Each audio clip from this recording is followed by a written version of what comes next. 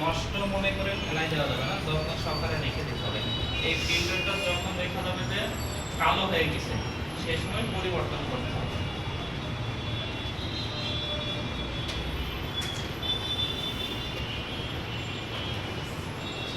এই ফিল্টার এটা কি করতে হবে, এখন কি একদম সাদা আছে না নতুন জন্য, এইটাকে পরিবর্তন করে নিতে হবে সময়ের সাপেক্ষে।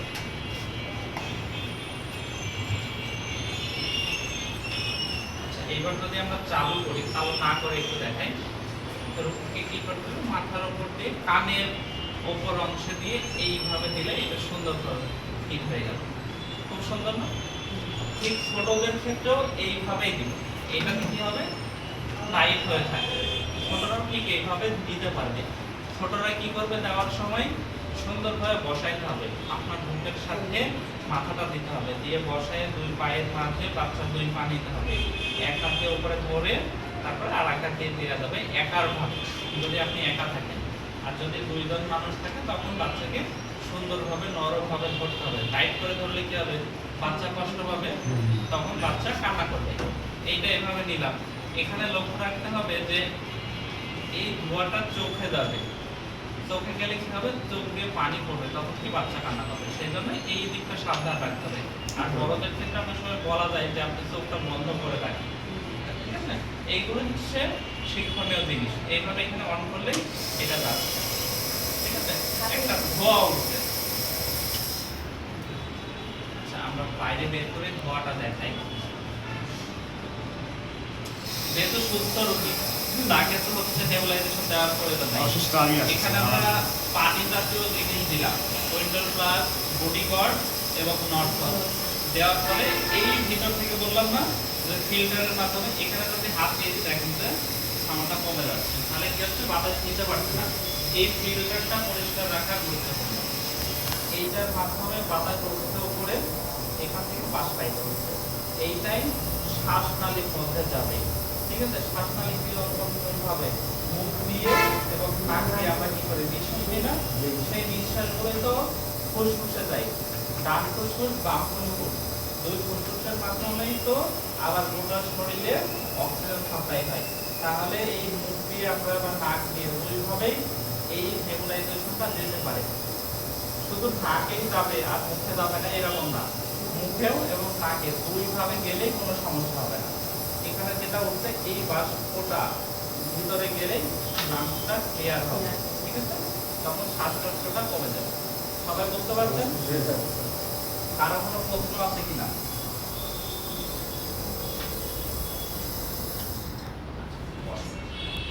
তাহলে এবার আমরা একটা পার্থক্য আছে না, এইরকম পার্থক্য ভেদে কোন রোগীর সমস্যা কম, তাকে শুধু উইন্ডোল প্লাস দিয়ে দেওয়া হবে। আবার কি করতে হবে, 4 মাসের আগ পর্যন্ত বডিকর্ড দেওয়া যায়। এটা একটা গুরুত্বপূর্ণ প্রশ্ন, মিস্টেক হয়েছে। প্রশ্ন রিপিট আসতে আসতেই প্রশ্নগুলো মানে সব ক্লিয়ার হয়। একটা শিক্ষক একবার ক্লাস নিল, এই ক্লাসে সে যেগুলো বললো পরবর্তী দিনে যদি আবার সেম টপিকের থেকে আলোচনা করে, তখন কোনটা সংযোজন হবে, কোনটা বিয়োজন হবে, ঠিক এরকমই। বডিকর্ড আমরা কখন থেকে দিব, 4 মাসের উপরে গেলে, 4 মাসের উপরে গেলে এটা বডিকর্ড। তাহলে যখন 10 দিনের বাচ্চা নেবুলাইজেশন দেওয়া দরকার, তখন কি করব? 1 দিনের বাচ্চার যদি শ্বাসকষ্ট হয় তখন কি করব আমরা? শুধু উইন্ডোল প্লাস।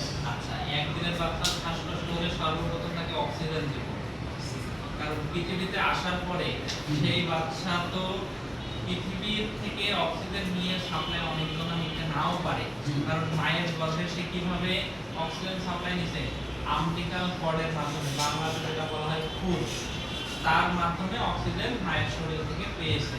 তাহলে এবার বাইরে বের হয়ে গেল, ভূমিষ্ঠ হওয়ার পরে, বাচ্চা ভূমিষ্ঠ হওয়ার পরে সর্বপ্রথম কি চেক করতে হয়, বাচ্চা অক্সিজেন নিতে পারছে কিনা। অক্সিজেন নিতে যদি 3 থেকে 5 মিনিট নিতে না পারে, তাহলে কি হবে, বাচ্চা ডেড, ঠিক আছে? তাহলে প্রথম চেক করতে হবে যে বাচ্চার নাক পরিষ্কার আছে কিনা। অনেক সময় কি হয়, মায়ের পেটে অ্যামনিওটিক ফ্লুইডের নাকের মধ্যে জমা হতে পারে, হয়ে নিঃশ্বাস নিতে নাও পারে। সেজন্য প্রথমে নাক পরিষ্কার করতে হবে বাচ্চা জন্মগ্রহণ করার পর পর, ঠিক আছে? এবার একদিনের বাচ্চার কি হচ্ছে, অক্সিজেনের ঘাটতি হচ্ছে, তখন আমরা কি করব, নেবুলাইজেশন দেব না। নেবুলাইজেশন কখন দেব, শ্বাসকষ্ট যেটা লাংস থেকে উৎপত্তি হয়ে আসছে আর অক্সিজেন নিতে পারছে না, তখন আমরা কি করব, অক্সিজেন দেব। দুইটা দুই রকম। একটা রোগী অক্সিজেন নিতে পারছে না, তখন আমরা তাকে নেবুলাইজেশন দিলে খুব একটা উপকার হবে না, আগে তাকে তো জীবিত রাখতে হবে। অক্সিজেন যদি বললাম 3 থেকে 5 মিনিট সাপ্লাই দেওয়া না যায় তাহলে রোগীটা মারা যাবে। আর আমরা অক্সিজেন নিতে পারছে কিন্তু কষ্ট হচ্ছে, সেই সময় দেবো নেবুলাইজেশন, ঠিক আছে? কেন, যে তার কাশি হচ্ছে, ঠান্ডা লাগছে, এই ক্ষেত্রে আমরা রোগীকে দিব নেবুলাইজেশন, ঠিক আছে? 4 মাসের আগ পর্যন্ত বডি কর্ড দেওয়া যাবে না, কারণ কি 4 মাসের আগে লাংসই ম্যাচিউর হয় না। একটা বাচ্চার লাংসের বয়স যখন 4 বছরের প্লাস হবে তখন ঠান্ডা লাগাটা কমে যাবে। কেন, 4 বছর পরে লাংসটা আরো স্ট্রং হয়, ঠিক আছে? তাহলে এই হচ্ছে নেবুলাইজার পদ্ধতি।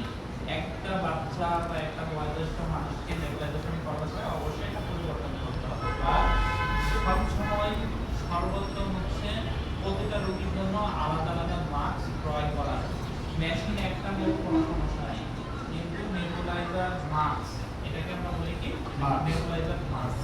এই নেবুলাইজার মাস্কটা যদি আলাদা আলাদা করি তখন কি হবে, একজনের জীবাণু আরেকজনের ছড়াচ্ছে। আমরা যখন নিঃশ্বাস নিচ্ছি, প্রতিটা শ্বাসকষ্টের রোগী, রোগীর শ্বাসকষ্ট হয়, তাদের জীবাণু তো নিঃশ্বাসের মাধ্যমে বাইরে বের হয়ে আসে না? এটা এই গায়ে লেগে থাকে, আমরা কি তোমরা দেখতে পাচ্ছি না। সেটা আরেকজনের দিলে কি হবে, জীবাণু তার শরীরে চলে যেতে পারে। সে অসুস্থ আছে, এই জীবাণুটা তার অসুস্থতার যে জীবাণু আক্রমণ আছে তার থেকে বেশি শক্তিশালী, তখন কি হবে, তাড়াতাড়ি জীবাণু। এই জন্য মাস্ক আলাদা আলাদা করার সর্বোত্তম, না পারলে এটা পরিষ্কার করে। আচ্ছা, তাহলে এবার আপনাদের মাধ্যমে রিপিট আবার এই ক্লাসটা পরিচালনা করা হবে। একদম আসেন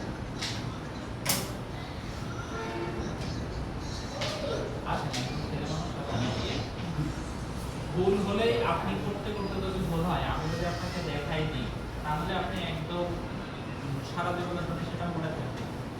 এখান থেকে নেন, আমরা এবার দেখি। প্রথমে নেবুলাইজেশন করার জন্য প্রথমে নিব হচ্ছে উইন্ডন প্লাস।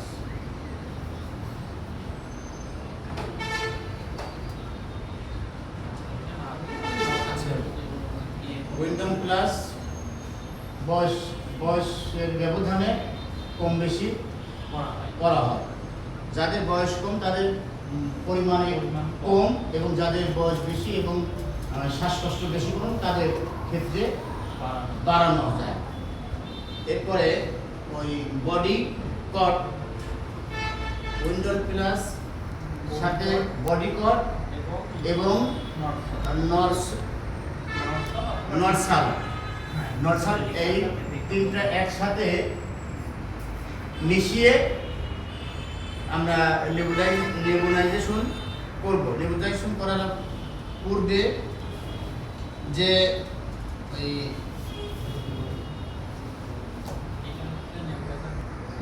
আলাদা করে খোলা যায়, কিন্তু এর মধ্যে ওষুধ আছে, সেজন্য আবার খুললে কি হবে, পড়ে যাবে, সেজন্য খুলছে না। সব পার্টগুলো আলাদা আলাদা করা যায়।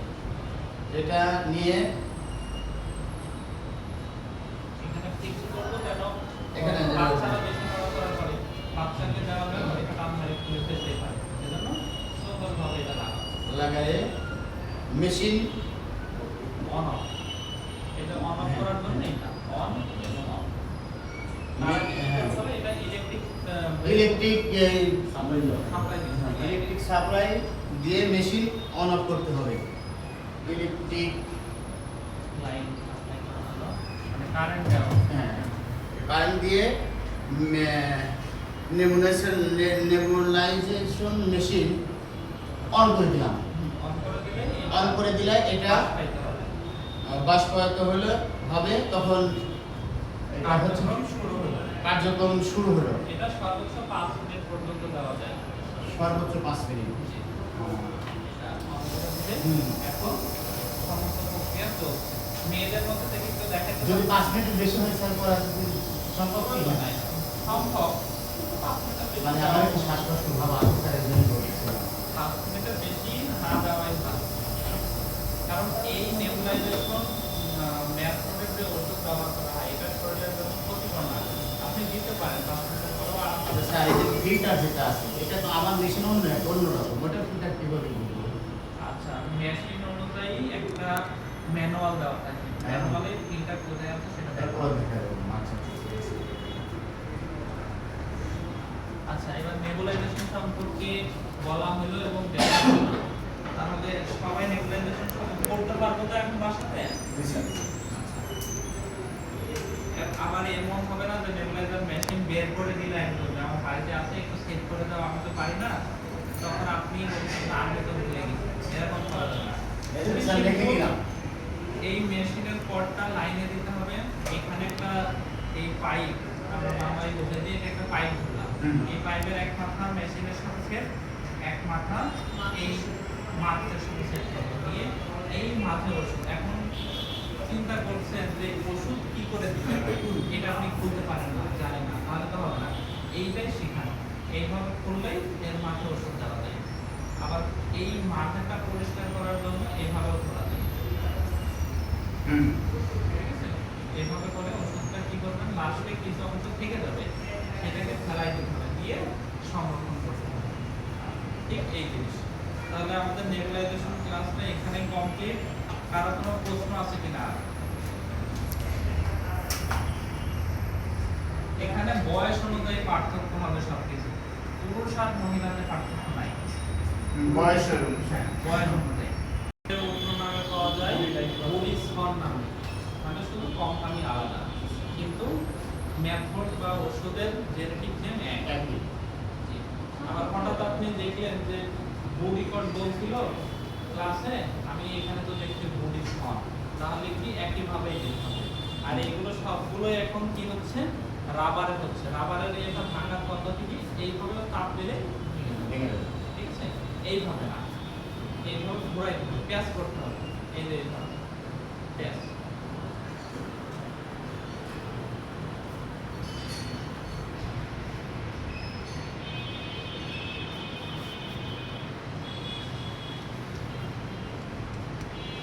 এইটা কিভাবে করতে হবে, এইটা সর্বোচ্চ ছোট মানুষদের জন্য। তারা তো নিঃশ্বাস নিয়ে টানতে পারবে না, তখন এটা মুখের মধ্যে দিয়ে দিতে হবে। এটা মাস্ক এখানে লাগাইতে হবে, আর এটা কি করতে হবে, সুন্দরভাবে মুখের মধ্যে দিয়ে দিতে হবে। যেহেতু মুখের মধ্যে স্যালিভেশন হবে, সেজন্য এটা করতে হবে। তারপরে না এভাবে তো ধরছে